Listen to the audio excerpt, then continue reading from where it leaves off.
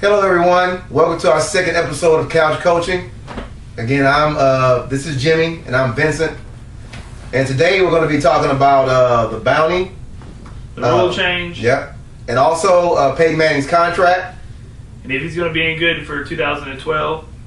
And also we're going to be talking about the trade that the Jets made for Tim Tebow to come to New York and play with Mark Sanchez. So the first thing we're going to be talking about is, again, we're talking about the bounty and how it has affected football, and has it always been a part of football. Now, we've both been watching football for most of our lives, and we always have known that it is there. You know, even when you can go back to the Eagles and the Dallas Cowboys body bag game. Yeah. Now, they had a bounty type system, but I don't know but no players ever said that they were paid to hurt somebody. Well, what they said was they were more incentive of doing things in the aspect of interceptions, fumble recoveries, and those kind of aspects. And slobber knocker hits. Basically, yeah. I mean, I was listening to 97.5 FM, the ESPN radio station, and I forget the gentleman that was on, but he actually played in a similar game. And he was saying that when his contract, during that game, it was more or less, if you hit a star player, not necessarily the intent to put it out of the game, but if you laid a clean, back in those days, a clean hit was anywhere, and they got injured, then that was okay. Again, the rules have changed a lot. You don't see the clothesline, the leading with your helmet as much anymore, and that's the kind of game that they played back then. Right. So, he did say that there were incentives for the good things. He said, but, they didn't have anything like what's going on at this particular moment. And what I find very funny about the whole thing is that, again, this is football. And yes, everybody has incentives. People have to realize that this is their job. We have incentives to do things at our jobs. I'm pretty sure a lot of you guys out there have incentives. If you sign a number of contracts, if you pull a certain number of cases, whatever your job may be, you have incentives at the job. So this is their incentive plan. Now, what I don't like about it is that it's obvious that Greg Williams took it to another level. Well, you really got to describe what another level would be. I mean, would it have been the same deal if, let's say, Vilma and Sharp and all of them all got together in their own private meeting in a hotel room or something and said, look, you take out this player, I'll pay you. And the coaches wouldn't have gotten involved. So what really is the step that kind of got crossed over? Because I played high school football for Lovelady High School. And I remember one game, it was against Normandy. And it was a big game for us to get into the playoffs, which we lost that game. But I remember specifically a running back's number, which was 44. I'm not going to say the name. But on our lockers, when we came in there at the beginning of the week, there was 44 with a big target around it.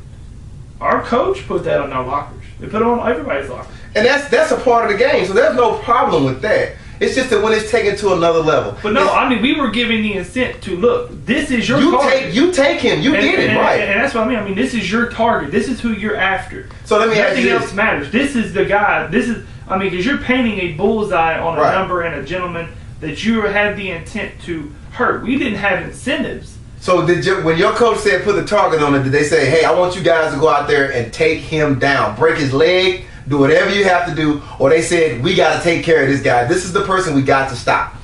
Which one was it? It was more or less of the fact that this is the guy who y'all have to stop, but in the aspect of, look, if y'all don't, he's going to punish y'all. Do whatever means is necessary to stay within the rules. Right, so right. To get him. So, it wasn't like we were sitting there going with the intent to injure his, end his career, right, or give him a concussion. I mean, if it happened, it happened, but we wanted to make sure it happened on a clean hit to where it was a freak accident, not something that we were going out there and say, hey, look, aim for his knees, aim for his ankles, aim for his head regardless of what happens. And see, therein lies the problem with what Greg Williams was doing here in New Orleans and in Buffalo and and in watching all the stops that he was at, he took it to another level.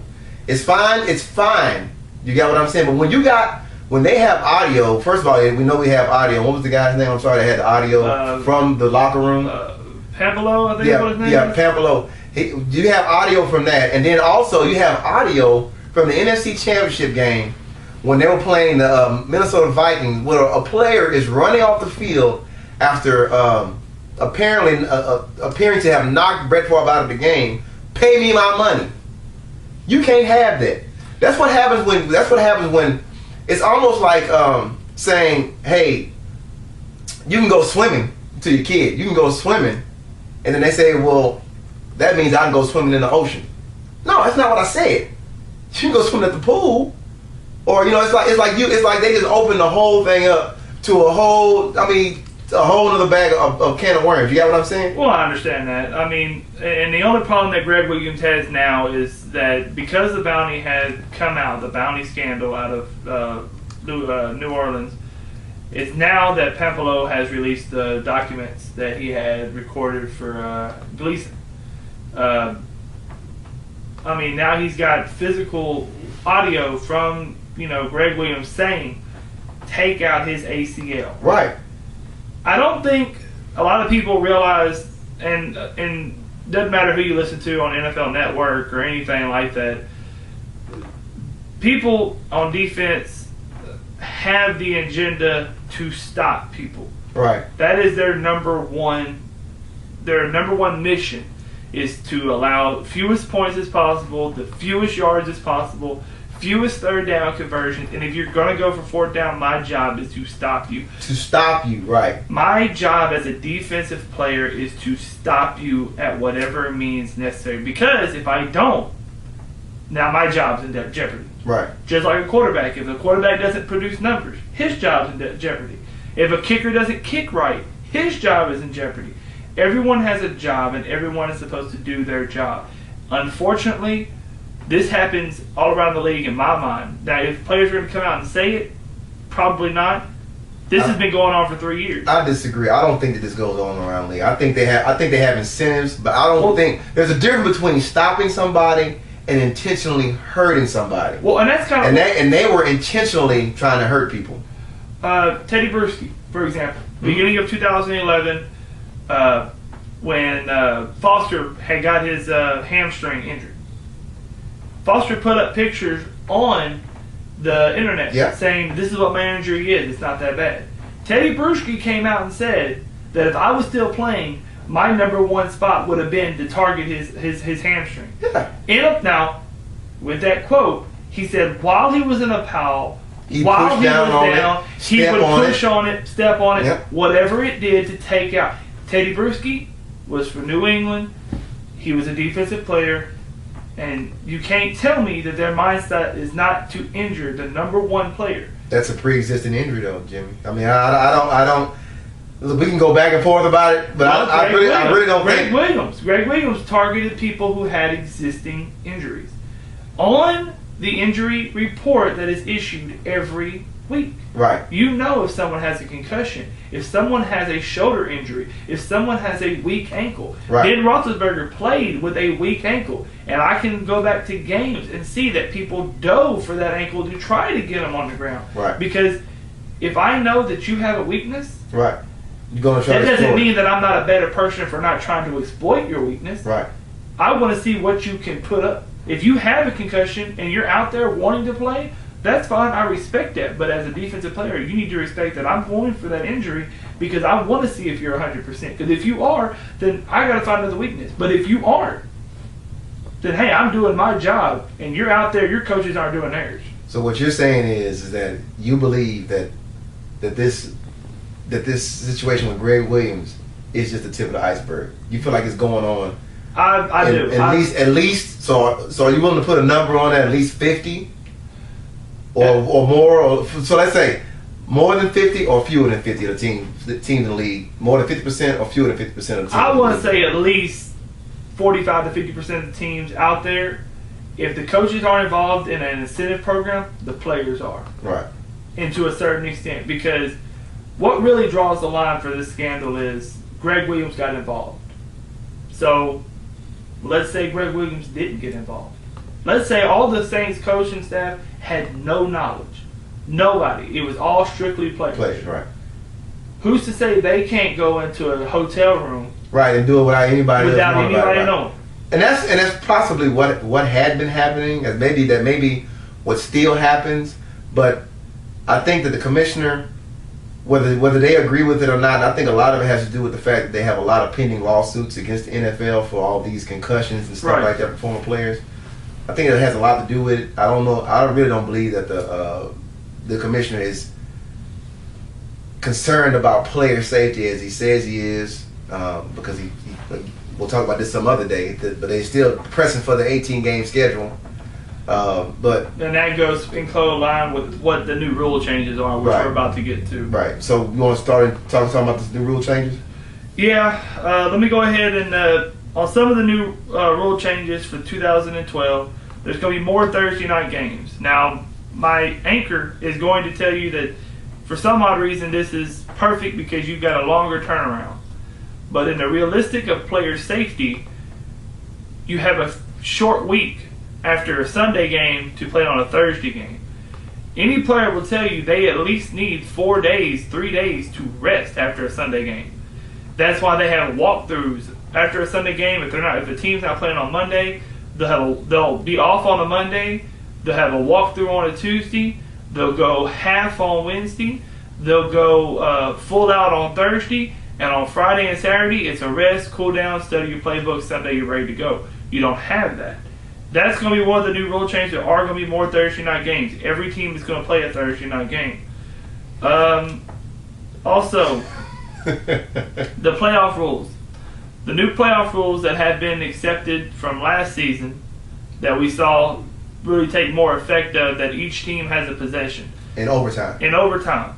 Meaning that if you receive the coin flip on overtime and you go down and make a touchdown, the game's over. But if you go down and only score a field goal, the opposing team has the option to actually go back down the field, either kick a field goal or make a touchdown. Then, if they kick a field goal, then it becomes sudden death. If you lose the possession and the other team gets it and they score, the game is over because you had your one-time possession. That's actually going to be carried on over to the regular season. The regular season now, any overtime rules, sudden death is only applied to the end of it. There are going to be the new rules from the overtime are going to carry on to the regular season. So, and of course, we all recently saw the new uniforms that just came out by Nike, which, by the way, the Seahawks looks fantastic. Yeah. I really like the way they look. They look more retro. They look more better. They're nice. They're nice. They're very stylish. Right. And there's one more thing that again, I disagree with Jimmy about Thursday night, and he disagrees with me about the other rule change what they're gonna do. They've expanded the replay system to include all turnovers as well. Jimmy thinks that it's gonna slow down the game. I don't think that it will. And so right now we're gonna open all those topics up about the new rule changes and the new uniforms during this part of our couch coach talk. So me personally, with the Thursday night games, I feel like it's a good thing for the league. Because now he says players say that they need this 4-day turnaround so they can get healthy before the next game. I heard personally on 610 Sports here in Houston, where Eric Winston, he had a show here before he got traded away, or before he got released. And now he's the Kansas City Chiefs, so good luck in Kansas City, Eric. Yeah. But he said personally that they like it because it's like they have an extended vacation because they have extra days off. Now it's a big turnaround from going from one game to another, but they have extra days off after those games. So he says it's kind of like having 2 bye weeks. So I don't know what players he's heard say any different things about that. Hines Ward. I've heard Antonio Brown. Hines Ward doesn't play anymore. Thank you for bringing that up. I didn't realize that very much. But also a lot of the teams in the North also feel the same way. In a way, it's great because everybody gets a televised game. Everybody gets to be on national TV, for everyone to see. But again, it's just a turnaround. All right, we'll discuss more in our next segment. And again, continue to watch Couch Coach.